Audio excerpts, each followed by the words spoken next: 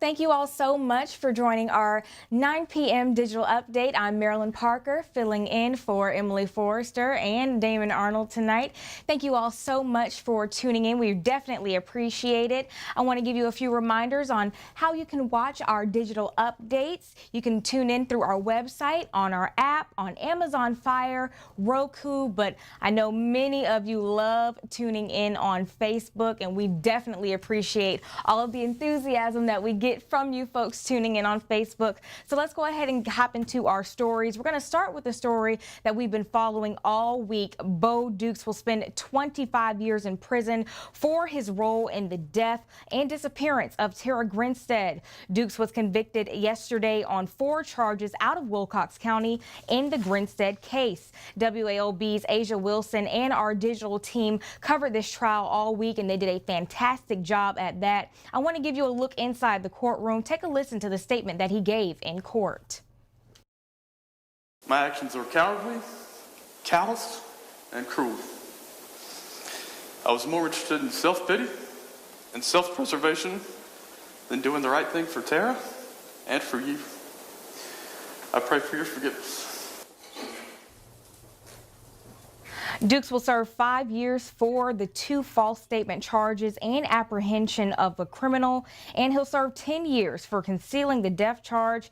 All consecutive sentences. Judge Robert Chastain says Dukes will be able to appeal these charges within the next 30 days. A school bus was involved in a fatal crash this morning in Cordele. 28-year-old Joel Lee Hodges failed to yield near the intersection of 24th and Greer Street shortly after 7 a.m. Crisp County Coroner J.D. Rainey Jr. tells us his body has been taken to Macon. There were 13 people aboard the bus. 11 were students, the bus driver, and a bus monitor. There was also a passenger in the truck. A helicopter transport was called in to transport that person for treatment. Another vehicle was in the turning lane preparing to turn left on Greer, but the driver sustained no injuries there, and that vehicle was already removed from the scene. Troopers were on scene for about 2 hours. And today I had the chance to do an exclusive interview with the Worth County Superintendent, Mr. Bill Settle. He tells me that Worth County schools will move forward after the board accepted the high school principal's resignation letter at last night's meeting. I've been following this story since we learned of the superintendent posting Harley Calhoun's position available online and making that recommendation that his contract not be renewed. Settle tells me he has no problem with Calhoun as a person, but says part of his reasoning for recommending that his contract not be renewed was due to the test scores and graduation rates during his time as principal. Now, coming up on WALB News 10 at 11, we'll take a look at some of those graduation rates and also hear some other sound bites from what Settle had to say as he responds to the students' concerns as well.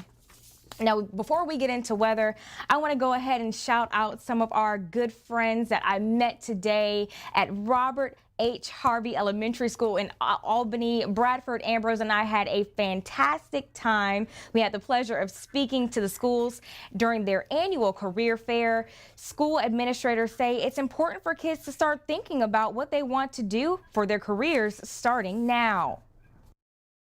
And it's a great opportunity not only for the students to see what the city and the community has to offer, but more importantly, to bring the community into our school. We want to make sure that our students have every advantage and they have all the knowledge that they need so that they can start to think about the careers that they're interested in. Dr. Riggins Taylor says there will be about 55 to 65 different vendors at today's career fair. And I met some future reporters and anchors there as well, so be on the lookout for those children. Now let's go ahead and take a look at our weather forecast for this weekend. We had some great weather today. It was beautiful. Hopefully we get some more days like that. Keeping it sunny pretty much all weekend long with a gradual warming trend. Rain chances return Monday and into Monday night and linger into Tuesday. Much cooler and drier air returns by midweek. Yes, again, we did have some fantastic weather for today. I really did like having all that sunshine. I know some of us are complaining about the pollen that's sticking around in the air, but you know, that's just one of the many benefits we get of having a springtime here in Albany. And it's actually one of my favorite seasons. I have to put that out there. Let's go ahead and check in with our friends on Facebook. Again, this is one of our most popular platforms for you all to reach us at. Let's see who we've got here so far. I see Quinlan, I see Nancy. Hello from Ocala, Florida. Cornelia, yes, I am a Florida girl, born and raised in St. Pete. How you doing? Gonna be looking out for you. Wilma Cook in Sylvester. Oh, I love my folks in Sylvester. I love you all so much. Arilla from Willacoochee, Georgia. Oh my goodness, and Carla Heath Sands has just tuned in. Miss Carla, thank you so much for helping me with my digital update tonight.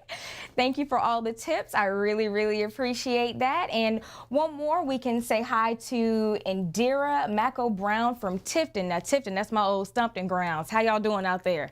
I miss you all in Tifton.